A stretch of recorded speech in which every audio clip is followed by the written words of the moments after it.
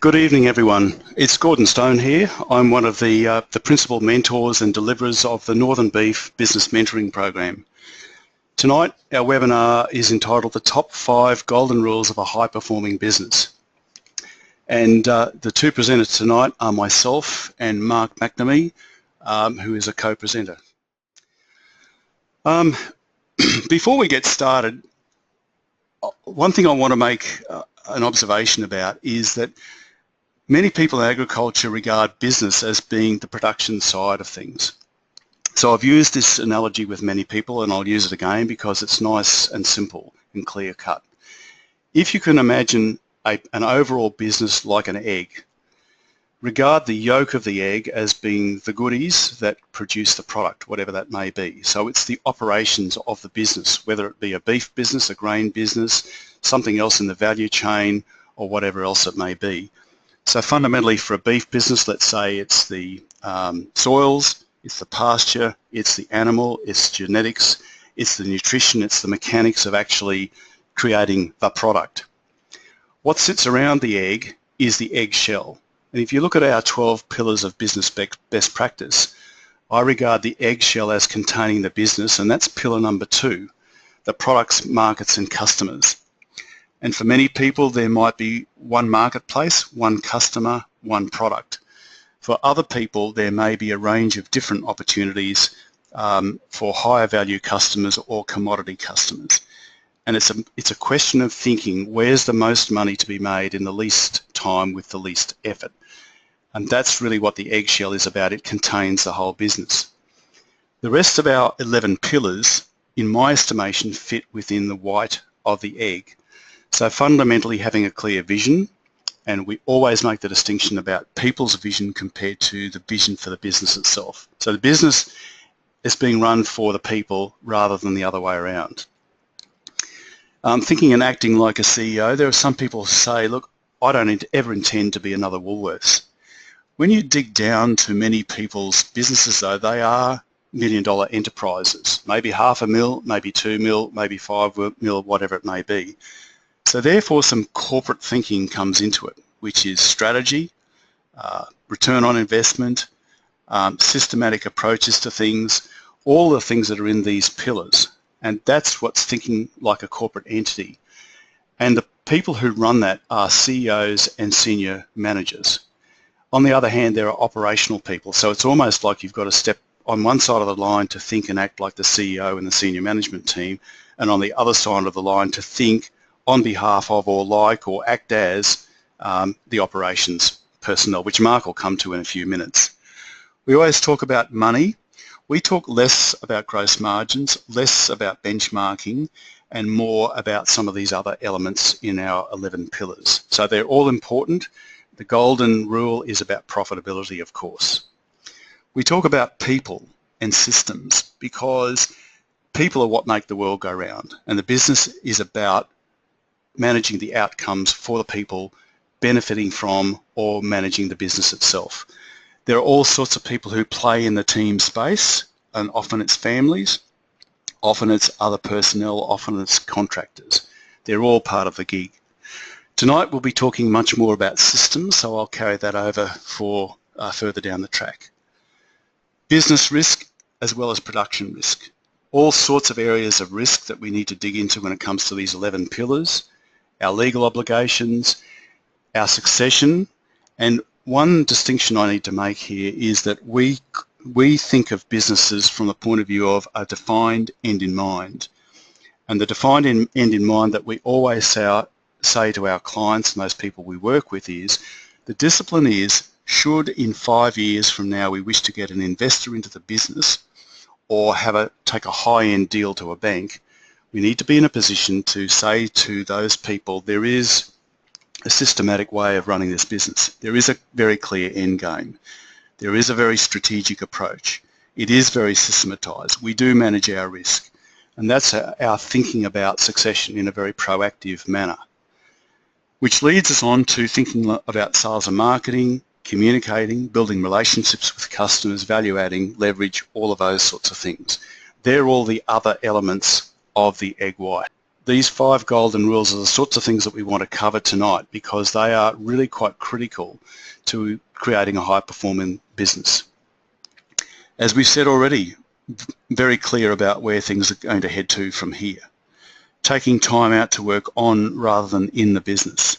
Being systematic, being unique, and measuring success. So let's move on now. For most people, the idea of a vision is sometimes very difficult to get their mind around. Vision can be regarded as somewhat nebulous. For some people, it takes some time to get their minds around exactly where things are heading to from here. So Mark, would you just like to give us some insights into why you regard vision as being important in terms of not only the one-day workshop but also this program overall? Thanks, Gordon. By nature, people involved in farming tend to be action orientated. They tend to want to get things done.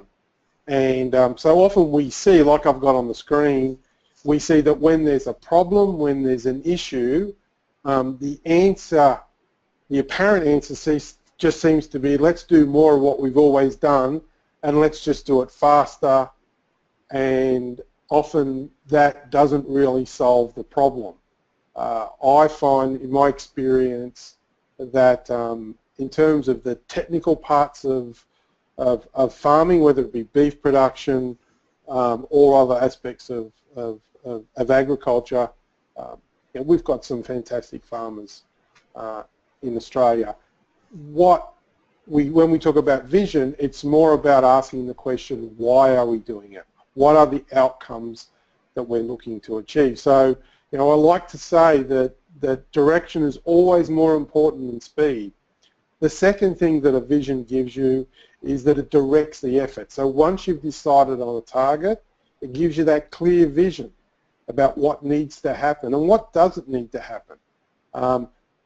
Can't decide that unless you know where you want to go. You can't make those decisions unless you know where you want to go. And the third part is that it then gives you the opportunity to develop processes that lead to appreciating or realizing the target, or realizing the vision that you have for your business. It talks to what plans you want to create, and then in turn what resources you want to allocate to bring those plans to fruition. Vision is the foundation of where your business is going, and spending and investing time in deciding what that vision is critical to having a successful business. Thanks, Mark. So would you like to take us through the elements of an effective vision, recognising it's somewhat confronting at times? Sure. Now, the 7 bullet points that are on the screen now come out of a book called Leading Change by John Cotter, and John Cotter is probably a legend in terms of change management, and he characterises what an effective vision is into these topics. That is, that the first thing it needs to do is convey a picture. It needs to actually give those involved some idea of what the future is going to look like. So it's got to be imaginable. The next thing is it needs to be desirable. This is a very important point. Those that are involved, it needs to appeal to their long-term interest, and I underline the term long-term because there might well need to be some short-term sacrifices to get to the long-term, or appreciate the long-term vision. It needs to be feasible. Now that speaks to itself, but when we consider things like the resources that are available and are they sufficient to achieve a goal, has to be taken into consideration. So there's an aspect of measuring what we have available, and then talk about a plan of how we apply those resources. It needs to be focused. It needs to be clear enough so that it actually guides decisions on a day-to-day, week-to-week, month-to-month basis. But on the same token, it needs to be flexible enough to be able to deal with unforeseen circumstances that might show up.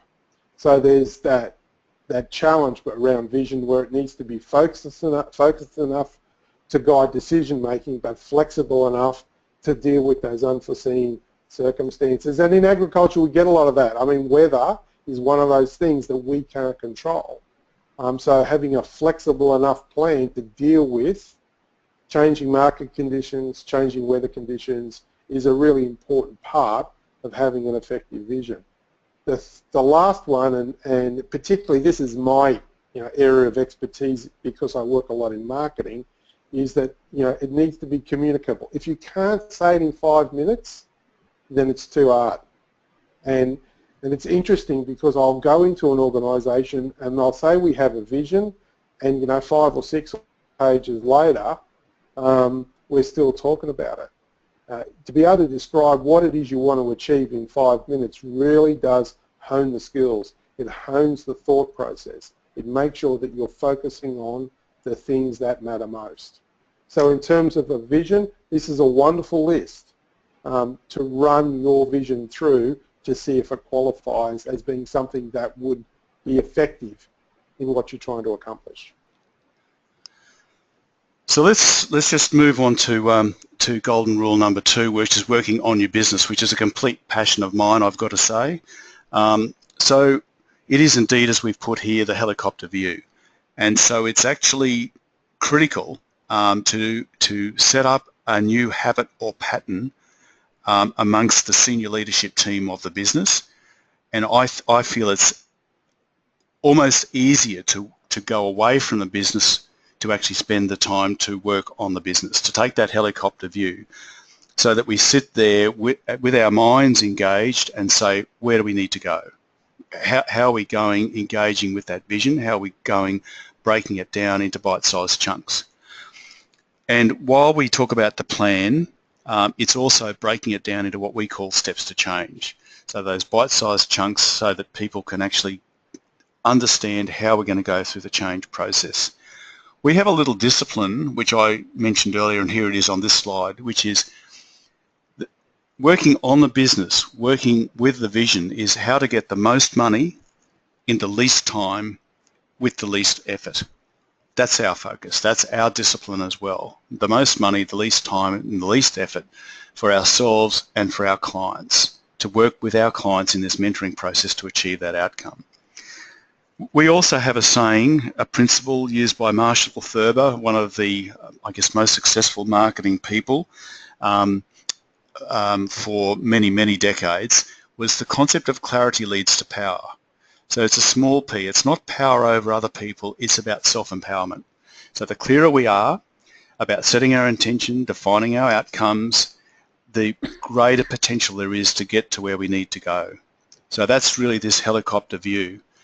Mark, have you got anything to add to the helicopter view of working on the business? Well, I like results, and when you take the opportunity to step out of your business or work on your business, you tend to get a list of priorities. You tend to get real clarity about what it is you need to do. And I've got a nice little story that probably some people have heard, but it does illustrate quite well what we talk about and what we mean by stepping out of your business and working on your business rather than in your business, and what it means in terms of clarity.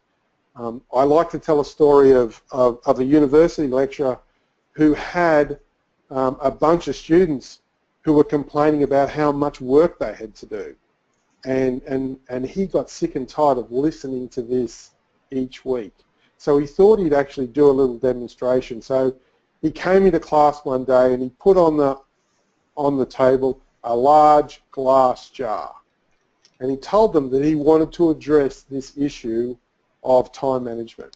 And so what he proceeded to do was, from behind the counter, behind the desk, he started to fill up this glass jar with rocks, large rocks.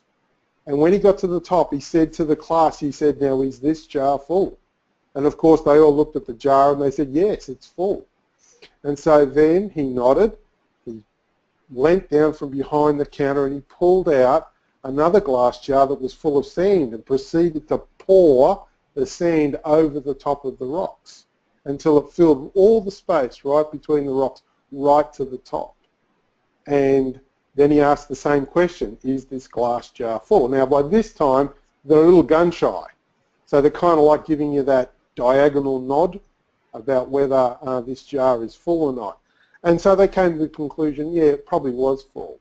And so then, just to really make the point, he pulled out a jug of water and started to pour that until the jar was completely full with water, and then asked the question, is the jar full? And of course they said, well, it must be full now. And then he asked the question, what's the moral to the story?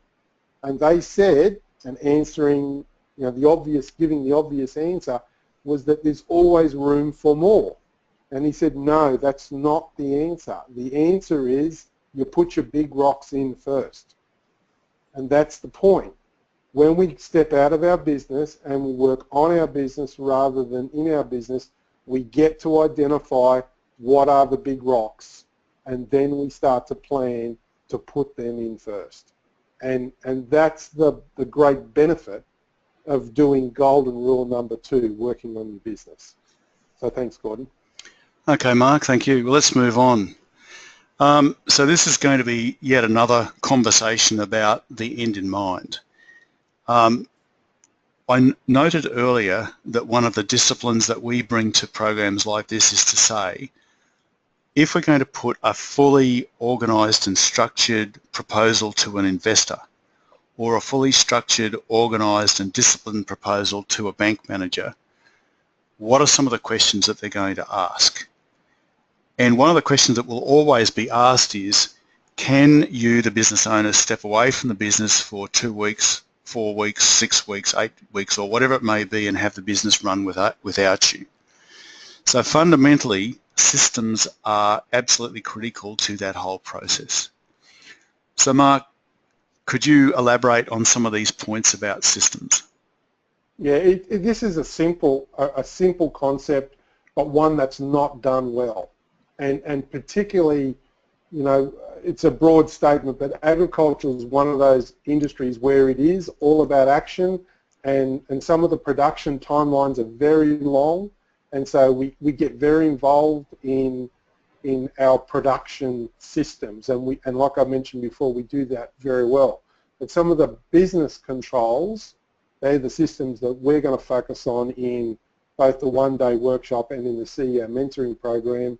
Now, the same principles apply, it's just in a different part of the business. So what do systems give you? First of all, they give you the ability to predict. And depending on the inputs, some of that predictions are higher risk than others, but nonetheless, a system gives you the ability to be able to predict. The second thing is it gives you the ability to be able to control. So once you're in the plan and you're up and running, you know which lever to pull, when to pull it, because you've got systems that are in place that give you that information. And the third thing is that it allows you to report. So when you've got to know the score, when you've got to report to maybe an investor, or when you've got to report to a board, or even if it's just knowing yourself where you're up to, it's really important that you have that ability to be able to pull stuff out quickly and know where you are. It's such an important part of what we do and what we talk about in both those programs. Developing wonderful, effective systems is well worth the investment. Thanks, Gordon. Yeah, good, Mark, and thanks. And this is a very topical issue because today I actually had a meeting with a cotton grower who said to me, mate, I've got some serious problems with this business. I'm onto my 3rd property now, and I just feel like I've got, a tiger by the tail. So I said, well, what's going on? And essentially he said to me, look, the problem is with my people. In order for us to run this business well, I need more and more people. And now I'm just running myself ragged managing the people. And so the moral of that story and the rest of the conversation was around creating systems to allow the people to manage themselves in a fairly disciplined industry like cotton. But equally, I would say that it's quite possible to run a disciplined, systematic business virtually wherever you are by simply spending the time and effort to think through the system particularly with that end in mind that we've just described. So golden rule number 4 is about being remarkable. And once again, I'm going to ask Mark to take us through this process because this really comes down to our sales and marketing strategy, which is one of our key pillars. And you'll notice by now that we're actually coming and going across a number of those 12 pillars. The thing that I'm most passionate about is item number 1. So I'm going to take liberty and just describe that for a moment. USD stands for a thing called the unique selling distinction. So what's that all about? That is what sets us apart from the marketplace. So once again, I've had a conversation with somebody today who said, my greatest concern is that we're in a commodity position, but essentially we want to be able to reposition ourselves in the marketplace. So we started the conversation about what was unique about them as the business owners, himself as the business manager, others on the team, and then we got onto the whole conversation of when does price come into the equation if we're negotiating about a deal. And the outcome essentially is if there's some form of unique selling distinction, some things that we do differently or better from our competitors, then generally speaking, that's the first part of the conversation and price comes at the end. And price is a lesser of an issue because we've talked about the story, the remarkability of what happens, the capacity of the business owners, the quality of the product, and on it goes. So Mark, could you just take us through this concept of remarkability or uniqueness? Again, the slide being remarkable, what we're talking about are what are the characteristics of remarkable organisations. And I'm sure everyone can read them on the screen. The one I'd want to emphasise is point number 7. Developing storytelling skills, developing the ability to communicate effectively to your customers particularly, which is a passion of mine, but also others that have a stake in the business need to know where the business is at and what the direction is and what the accomplishments are and what's that unique value that you're bringing to the business relationship. So when we go through them 1 to 7, the 1 to 6 are really important. You need to have them as part of the characteristics of your organisation. But number 7 is the one that pulls it all together and puts it in a place where it actually makes a difference. And being distinct, being remarkable, again, like we say, consider it that if the opposite of being remarkable is just being forgettable. And if you're going to add value, if you're about building profit, which is what we talk about in this business, being profitable is about being remarkable in some way, shape or form. Thanks, Gordon. Thanks, Mark. Let's move on. Measuring, managing and celebrating success. One of the most important things from the point of view of business owners is being able to monitor what's going on. One of the unseen things that often trips people up is the capacity to celebrate success, to look back over our shoulder and say, I'm amazed at how much I've done, now I'm ready to go the extra mile to get to the next step. So let's just deal with this for a moment. Mark, can you just, I guess, address the measuring, monitoring areas of the business, the obvious and less obvious? Yeah, again, I want to talk about, there's lots of different ways that you can get to a profitable business, and I put up the example of the movie Moneyball to illustrate the point. What happened in that movie, if you can remember, is that a struggling baseball organisation wanted to be successful and found a different way of being successful. They looked at and studied the market, they studied the participants in the market and chose a different way to measure success. I'm not a great baseball aficionado, but they looked for average. They looked for people who could get on base rather than people who had home runs. It was an interesting case study, and of course it was a somewhat historical movie, I guess. They took some liberties with it, but it really did understand or illustrate the point that what you measure is what you get, and to measure progress does help us get to where we want to go. Now there are some obvious ones, and when you're in production, doesn't matter what industry you work in, you get passionate about certain numbers, and I've listed those as the obvious ones. But the not so obvious ones, the ones that are not looked at as frequently as perhaps they might be, are things like the profit and loss statement, the balance sheet, the aid trial balance, who do you owe money to and who owes you money. What is your customer inquiry level? What are your conversion rates against customer inquiry? And then what is the customer satisfaction rate? If you're not measuring those things, it's about hard to know whether you're being successful or not, or you actually end up finding out if you're successful or not, particularly on the not side, because they just stop buying your product, or your price starts to fall away. But having those ways of measuring and then celebrating the success is golden rule number 5. Thanks, Mark. One of the things as we draw this to a close is that when we're talking about customers, when we're talking about this engagement with the marketplace and so on, what we're once again doing is setting the business up with the end in mind, which is, let's say, one of our objectives is to have an expanded business, either, let's say, more properties or involvement elsewhere in the value chain. Then ultimately we're going to get far more engaged in the conversations about the not so obvious elements, and going to get far more engaged in the issue of engaging with the customer, defining who they are, what their needs are, and how we're going meeting their expectations. Just a couple of other things to make you aware of.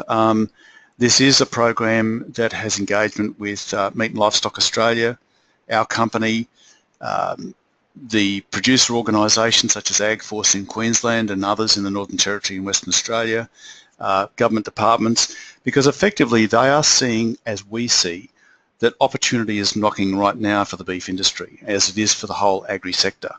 So the more professional we can have the industry, the more professional we can have the top operators, the more they can think about the business skills, on the assumption that for many of them the production skills are pretty much sorted, or they know where to get the advice, then this is the opportunity that we're presenting. It's essentially a professional development opportunity. And as this program goes on, it will be less and less subsidised over time. And ultimately, it's about getting the right people in the room so we can actually start the change and transition process.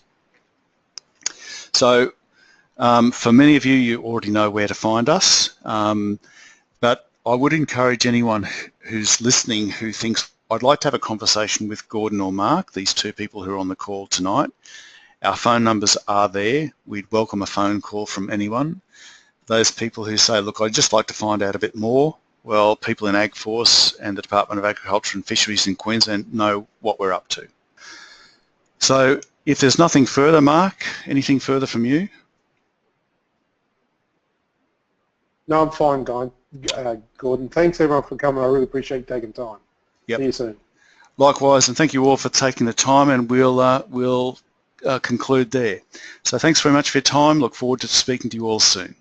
Bye for now.